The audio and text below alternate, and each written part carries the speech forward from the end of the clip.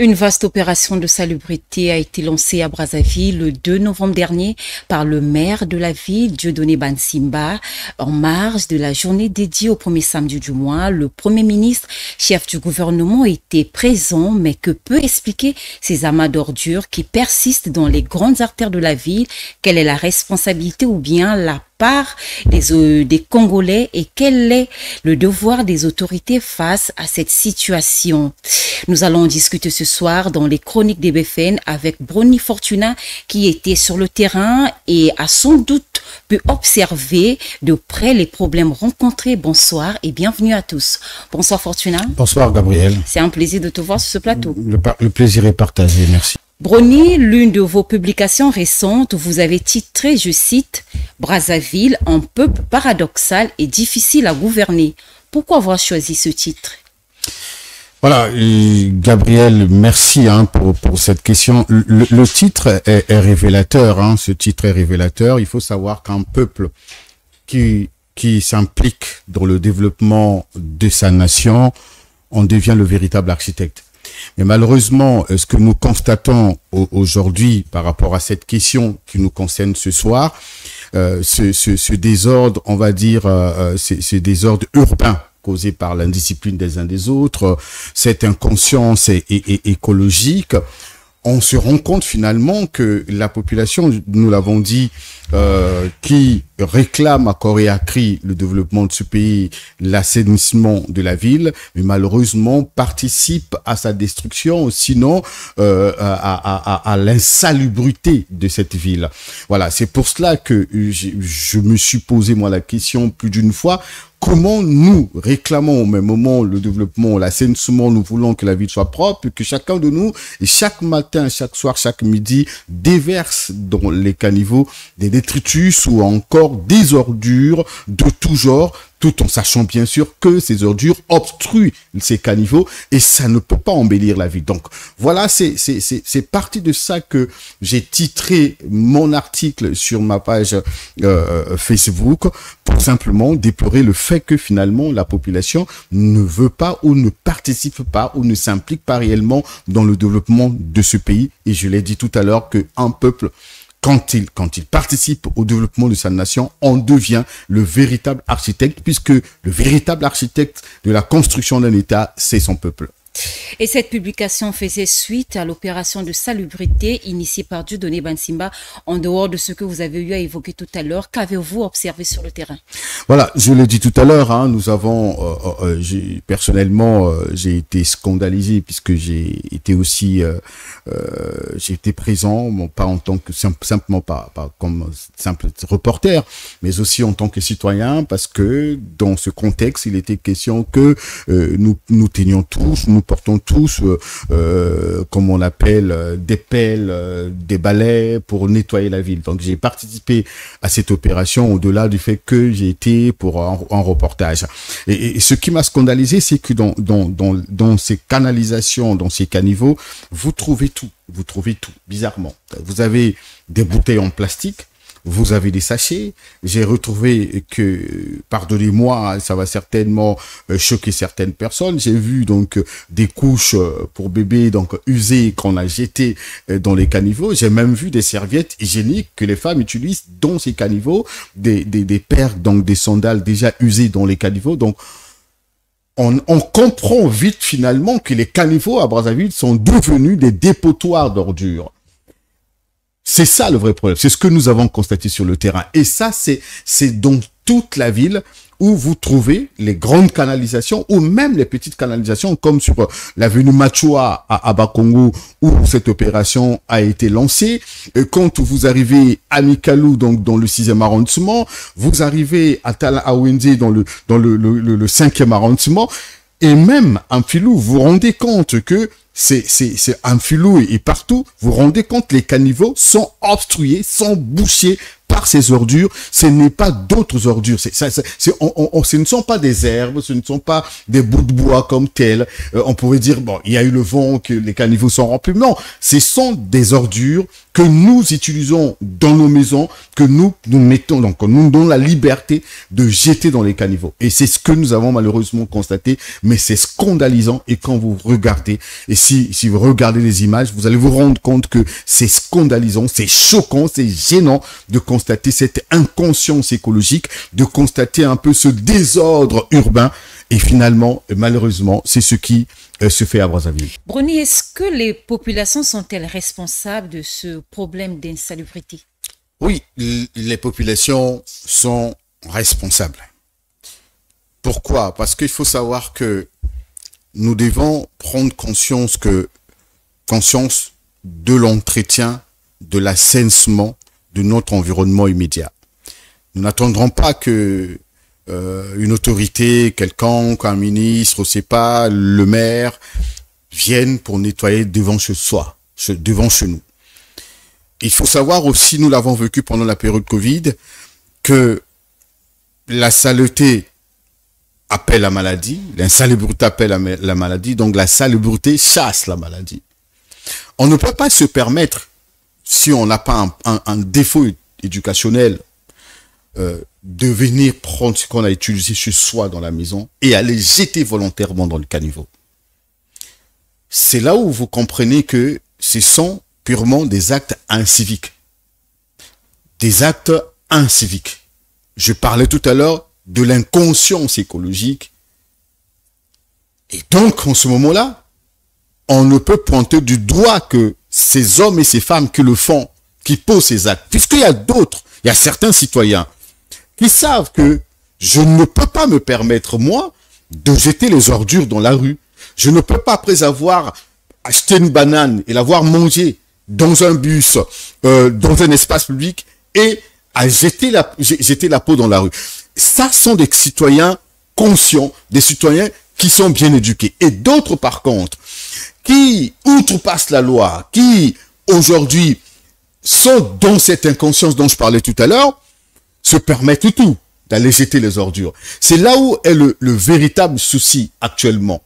La responsabilité, oui, elle est responsable parce que cette population refuse de respecter les règles, refuse de respecter, puisque c'est interdit, par exemple, dans ce pays, d'utiliser les sachets, d'utiliser du plastique. Mais nous continuons malheureusement à utiliser des sachets et même à les jeter dans les caniveaux tout en sachant que quand les caniveaux sont obstrués, ça cause l'inondation. Et vous allez vous rendre compte que les mêmes populations sont celles qui, tous les jours ou presque, insultent, invectivent, indexent, s'attaquent au gouvernement pour dire aux autorités, pour dire que la ville est sale. Celui souvent qui le dit, c'est celui qui jette les ordures dans le caniveau, celui qui, après avoir bu de l'eau en sachet, jette le sachet dans la rue, alors que nous avons les bacs à ordures, même si ces bacs à ordures ne sont pas suffisants d'Averda jusqu'ici, ces bacs à ordures ont été disséminés un peu partout dans la ville. On en trouve un peu partout. Quand vous arrivez à Mikalou, il y avait vraiment un grand bac à ordures, et comme par exemple à Diata également. Mais vous allez vous rendre compte que malgré la présence des bacs à ordures, mais les gens laissent ces dépotoirs pour aller renverser les ordures dans les caniveaux. C'est un problème de conscience patriotique, un problème de conscience républicaine, un problème de conscience. Donc, on ne peut pas aller diaboliser, j'ai envie de dire, permettez-moi cette expression, aller diaboliser le diable ou encore indexer quelqu'un d'autre si ce n'est que les gens qui le font. Mais après, quand la ville s'inonde, nous sommes aussi parmi ceux qui s'attaquent au gouvernement pour dire la ville s'inonde, mais tout en ignorant que si les caniveaux sont toujours obstrués, si les caniveaux sont toujours bouchés, il est difficile que les eaux usées, que les eaux de pluie, comment on l'appelle, partent d'un lieu à un autre. Voilà. Donc, la population est responsable. La population est responsable, vous l'avez dit. Est-ce qu'elle est les seuls d'être responsables, bien les seuls à être blâmés? Très bonne question. Très bonne question. On constate qu'aujourd'hui, s'il y a ces actes inciviques, ça veut dire qu'il y a ce qu'on appelle le laisser-aller. Voilà. Donc, le laisser-aller des autorités. Il y a ce qu'on constate aujourd'hui, l'affaiblissement même de l'État vis-à-vis de la population. L'État est responsable aussi Pourquoi? Pour avoir aujourd'hui encouragé l'impunité. Pour être dans l'incapacité de sanctionner.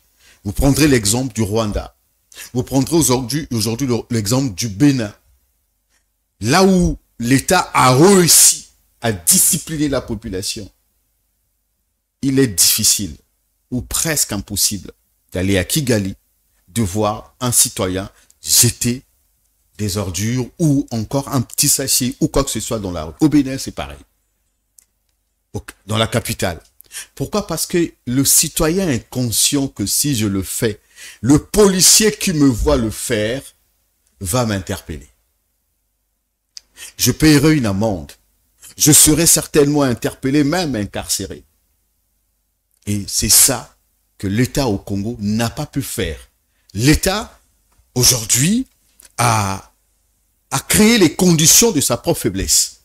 En voulant à un moment donné, pour des raisons politiciennes, pérenniser un peu l'État-providence, vouloir à tout prix contenter cette population, même quand il ne le faut pas, par des promesses irrationnelles. Et quand on n'arrive pas à les tenir, on devient faible vis-à-vis de la population. Quand on a encouragé la corruption à un certain niveau, c'est-à-dire que il y a certains qui volent impunément, qui peuvent se permettre tout dans ce pays sans être sanctionnés, il faut savoir qu'il y a effet contagion. Donc, à un moment donné, comme un chauffeur de taxi m'a dit, je ne peux pas respecter le code de la route dans ce pays parce que ce que font les hommes politiques au sommet, ce n'est pas un bon exemple.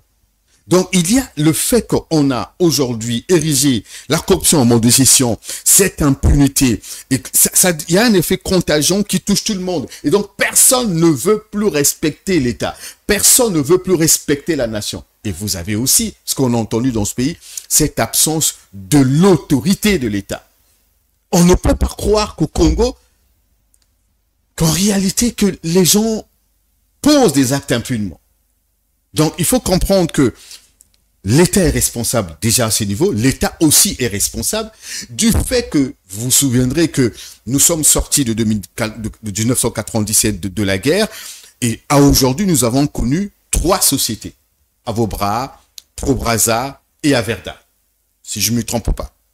Et de toutes ces 3 sociétés, on se rend compte avec Averda, Brazzaville, le Congo, sinon le gouvernement ou les différents gouvernements n'ont pas pu assainir Brazzaville ou maintenir un rythme permanent et même continuel de l'assainissement de la ville.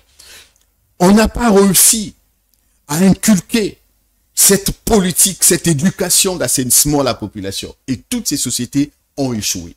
Ça, c'est la responsabilité de l'État. Donc, il n'y a pas une politique d'assainissement de la ville ou des 2 capitales ou de tout le pays qui tienne jusqu'à aujourd'hui. Donc, cette démission gouvernementale ou des autorités est une responsabilité qu'il faut indexer.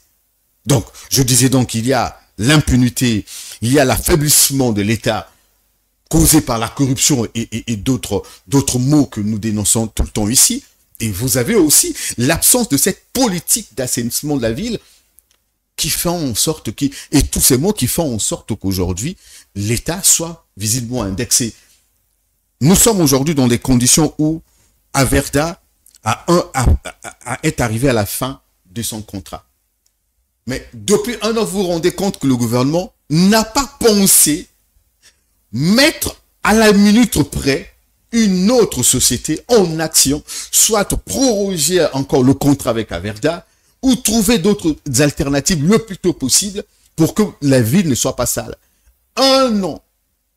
Le gouvernement n'a pas pu réfléchir sur ça. Et aujourd'hui, Brazzaville se retrouve aujourd'hui dans cette pollution visuelle et olfactive, dans cet environnement assez sale et qui devient apocalyptique parce que quand vous passez dans la ville de Brazzaville, malgré cette opération, vous parlez de novembre, mais Brazzaville fait peur à cause des immondices que nous retrouvons à gauche et à droite. Ça obstrue les voies et vous savez aussi que ça détruit donc les bitumes, donc les routes aussi. Et vous avez aussi les problèmes de santé. Ça devient une urgence publique. Et simplement parce que le gouvernement est resté négligent pendant 1 an. Le gouvernement n'a pas réfléchi à mettre en place des mécanismes d'assainissement de la ville. Pourtant, L'État savait depuis longtemps qu'il était dans l'incapacité de payer Averda, puisqu'on doit encore beaucoup d'argent à Averda. Le gouvernement savait que le contrat avec Averda est arrivé à son terme. Que faut-il faire? Donc voilà, en résumé, la part de responsabilité de l'État et même un autre élément pour clôturer, pour boucler, c'est l'éducation est aussi du ressort du gouvernement. Quand un peuple est mal éduqué, quand un peuple n'a pas une culture qu'il faut, ça, c'est de la responsabilité. Donc, on n'a pas réussi depuis longtemps. Quand vous vous souviendrez que dans ceux qui sont nos mamans, nos aînés qui sont des années 50 et qui ont connu l'arrivée de l'indépendance, ils vous diront que à l'époque, on pouvait pas se permettre de jeter des ordures dans la rue parce qu'il y avait la répression d'une manière ou d'une autre. Et c'est après, je disais tout à l'heure, que nous avons connu tout cela. Donc, de part et d'autre, vous avez la population qui, en réalité, est responsable du fait qu'elle pose des actes inciviques, qui ne respecte pas la loi. Il est interdit dans ce pays d'utiliser des sachets. Malheureusement, la population continue de le faire en clandestinité. Et on se rend compte que cette inconscience nous pousse à aller tout jeter dans les caniveaux. Et vous avez la part de responsabilité de l'État. Et puisque vous constaterez que dans les pays modernes, dans les villes modernes, les caniveaux ne sont pas ouverts. Mais au Congo, les caniveaux restent ouverts. Et donc, ça peut donc susciter de l'intention que chacun, après avoir mangé quelque chose, avoir fumé sa cigarette, qui jette le mégot qui reste dans le caniveau. Voilà. Est-il juste, Brony, de dire qu'il a fallu attendre que la ville ressemble à un dépotoir pour que les autorités municipales et ministérielles agissent? Est-ce normal? Bon, ce n'est pas normal, ça ne peut pas être normal. L'entretien de la ville, elle est permanente, elle est quotidienne. Il faut des politiques permanentes, sempiternelles, on va dire, de l'entretien de la ville. Ben, le gouvernement s'est retrouvé dans une crise écologique aujourd'hui. Le gouvernement s'est retrouvé dans une crise d'insalubrité, malheureusement.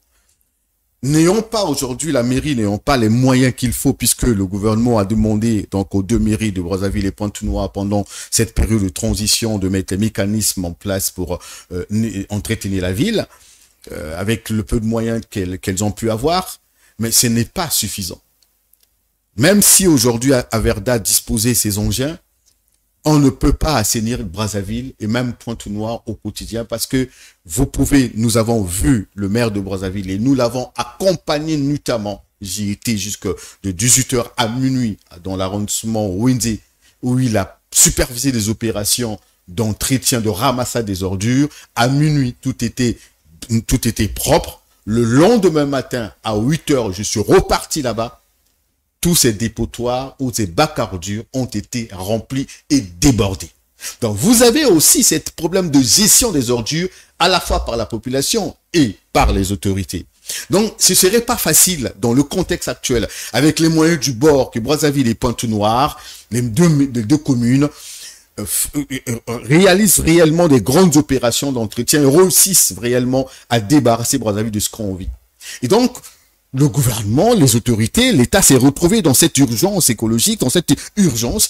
Et tout ce qu'il fallait faire, c'est mobiliser tout le monde, en fait. Appeler à la fois à l'appui de la population. C'est un cri de cœur, un cri de cœur aussi à l'endroit de la population, mais aussi un moyen d'impliquer les citoyens dans ce que nous appelons aujourd'hui la responsabilité citoyenne, l'implication citoyenne dans le développement et la construction du pays. Et c'est pour cela que vous avez constaté cette grande opération où il fallait, finalement, n'ayant pas tout le moyen, la mairie de Brazzaville, donc sous l'impulsion du Premier ministre, a appelé tous les citoyens de partout de se mobiliser afin de nettoyer la ville, de débarrasser Brazzaville de ses ordures. Cette opération ne devrait pas en réalité s'arrêter que les premiers samedis du mois. On a vu le maire s'adresser à la population pour leur demander que chaque samedi, que chacun essaie de voir comment balayer chez soi.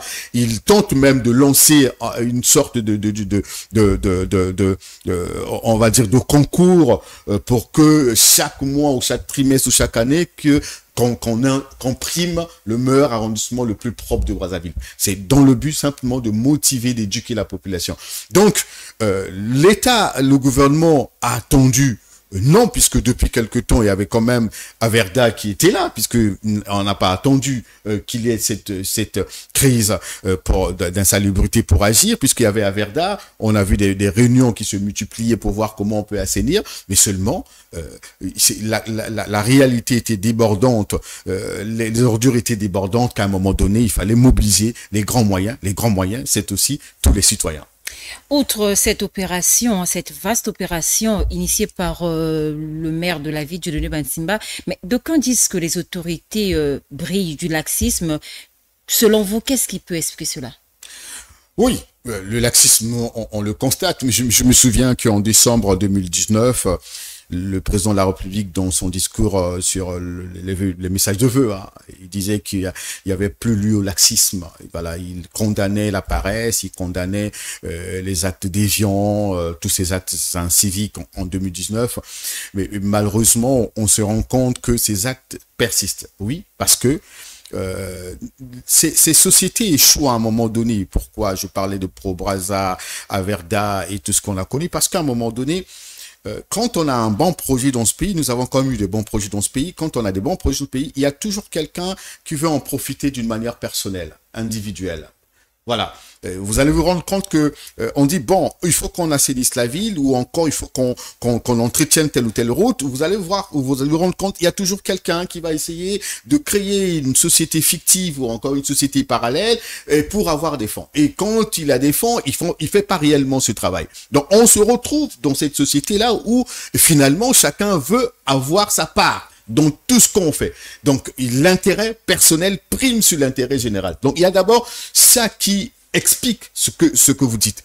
Il y a aussi le fait qu'il n'y a plus de lien solide entre patriotes et patrie. Il n'y a plus de lien solide. C'est-à-dire? Voilà, on a aujourd'hui de moins en moins des citoyens qui sont portés par le patriotisme. Puisque quand vous aimez votre pays, tout de votre pays passe avant tout.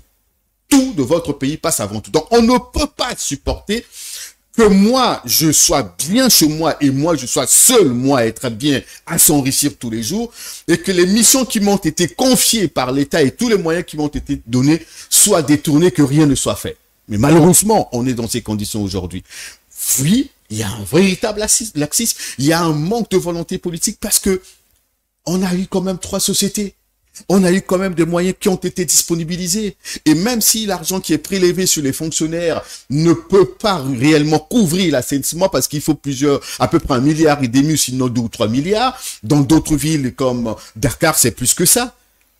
Mais au moins, on a quand même prélevé l'argent pour assainir la ville. Mais malgré tout ça, malgré les 3 sociétés depuis, comment peut-on expliquer que Brazzaville se retrouve aujourd'hui dans cette crise d'insalubrité, sinon une crise d'insalubrité? Comment peut-on expliquer? Simplement parce qu'il y a un manque de volonté politique. Ceux à qui on a confié les missions ne sont peut-être pas à même de les tenir jusqu'au bout ou de les assumer jusqu'au bout, ou simplement, comme je le disais, le lien qui nous unit à la patrie a cessé d'être fort, sinon a été coupé. Nous arrivons à la fin de notre discussion, Boni Fortuna. Quelle stratégie efficace l'État congolais devrait-il mettre en place pour assurer une gestion durable des déchets? Oui, vous savez que dans toutes les villes du monde, il y a quelques villes que moi personnellement j'ai pu visiter avec ma petite expérience professionnelle, la mairie en soi n'est pas directement impliquée. C'est souvent des sociétés qui sont associées dans l'assainissement. Donc ce qu'il faut faire, c'est que après l'échec, on va dire, d'Averda qui a en réalité l'échec qui aujourd'hui peut expliquer sur plusieurs causes, pas seulement qu'Averda n'avait pas tout ce qu'il fallait. On a vu qu'au début, Averda nous a fait plaisir, mais après, cette société a été butée par des problèmes financiers, puisque l'État lui doit beaucoup d'argent. Donc, si on peut aujourd'hui trouver une société, on peut trouver une société, mais il faut que l'État laisse la liberté, l'autonomie réelle à cette société de fonctionner normalement. Vous le dites avec un sourire aux lèvres. Oui, parce que je peux le dire qu'Averda n'a pas réellement démérité. On a vu Averda dans le début avec des engins que nous n'avions pas vus au début, à un moment à Brazzaville. C'est a échoué aujourd'hui. C'est vrai, il peut y avoir des problèmes de gestion de ces entreprises. Il peut y avoir des problèmes des arriérés du salaire et peut-être de formation aussi. Mais c'est aussi parce que le gouvernement n'a pas pu honorer à ses engagements vis-à-vis de cette société. Et donc, on peut avoir une autre société On parle d'une société turque qui pourrait prendre le relais à partir donc de janvier 2025. Mais si cette société aussi se retrouve dans les mêmes problèmes avec Caverda, ça veut dire que tout ce qu'on peut faire, ça ne marchera jamais. Donc il faut que l'État, surtout dans cette quête de décentralisation, cette politique de décentralisation, cette politique de désengagement de l'État central, du gouvernement central, il faut qu'on laisse aussi l'autonomie, la possibilité à ces sociétés de fonctionner normalement. Qu'il n'y ait pas une influence politique, qu'il n'y ait pas des détournements de fonds qui sont transférés pour ces sociétés. Et autre chose, il faut mettre en place une véritable politique d'assainissement des deux villes, sinon de nos grandes villes. Il n'y a pas que Brazzaville, il n'y a pas que Pointe-Noire. Et quand on va parfois à Dolisie, même si Dolisie n'a pas les mêmes soucis que Brazzaville, mais on a encore des problèmes de salubrité, on a encore des problèmes d'assainissement de nos villes et même dans nos lieux de vie. Donc, il faut éduquer la population. La population doit s'impliquer dans la construction de la nation, Il faut que la population s'implique. Il faut que chacun prenne conscience que je ne peux pas me permettre, moi, en tant que citoyen congolais, en tant que Brazzavillois Ponténégrin, de jeter quoi que ce soit dans la rue, de jeter quoi que ce soit dans les caniveaux. Et que l'on prenne conscience. Et celui qui voit l'autre faire doit le dénoncer, doit l'interpeller. Il faut aussi qu'on donne les moyens logistiques aux forces de l'ordre pour qu'elles soient capables de mener à bien leurs opérations. Vous demanderez aux populations, oui, à force de l'ordre, ok, il faut faire appliquer la loi, on veut plus voir les sachets, il faut fermer les frontières, très bien. Mais les moyens logistiques peuvent constituer un frein à l'opérationnalisation de ces missions. Donc, il y a ces choses-là qui voient. Là, par exemple, la ministre de l'Environnement a réactivé la loi, sinon une circulaire, pour rappeler elle a constaté que les sachets sont de plus en plus utilisés à Brazzaville. Les frontières étant poreuses, les sachets entrent à Brazzaville à tout moment et qu'on se rend compte que même l'eau est vendue actuellement dans les sachets à ciel ouvert, donc tout le monde le constate. À qui revient la responsabilité? C'est encore une responsabilité, c'est l'État qui laisse les frontières poreuses. C'est l'État qui n'arrive pas à appliquer sa loi, qui ne fait pas respecter la loi, puisqu'il n'y a que l'État qui peut faire respecter la loi. Et quand la loi n'est pas respectée, qu'est-ce qu'on fait? Voilà. Donc, au lieu aujourd'hui de permettre tout ce qu'on constate, parce que quelqu'un me disait dans ce pays que celui qui dénonce le voleur, c'est celui qu'on interpelle, qu'on arrête, et le voleur lui-même, il est paisible et tranquille, et si on n'arrête pas cette politique, il serait difficile qu'on réussisse. Donc, voilà ce que je peux dire. Et pour maintenant, puisque selon les informations que nous avons pu avoir, on va rester jusqu'en décembre dans ces conditions. Donc, la mairie de Brazzaville n'a pas suffisamment de moyens. Ce serait difficile que la mairie réussisse jusqu'en décembre à assainir la ville. Donc, on attend en janvier si le gouvernement réussit à nouer un contrat avec la nouvelle société, et ça permettra que cette société se mette en branle pour travailler. Mais pour le moment, moi, je pense personnellement qu'il faut qu'on retire tous les bacs ordures. Pour éviter que les gens continuent de déverser, de jeter, puisque on n'a pas de moyens pour les ramasser. Retrait donc des bacs à ordures et appeler la population au lieu d'attendre chaque samedi premier samedi du mois, que chacun essaie de s'impliquer chaque jour pour nettoyer et qu'on arrête de jeter tout dans les caniveaux ou dans la rue. Merci Bruni. C'est moi qui vous remercie. C'est toujours un plaisir pour nous de vous savoir nombreux, de suivre les chroniques des BFN. Prenez soin de vous. Quant à moi, je vous retrouve très bientôt. Au revoir.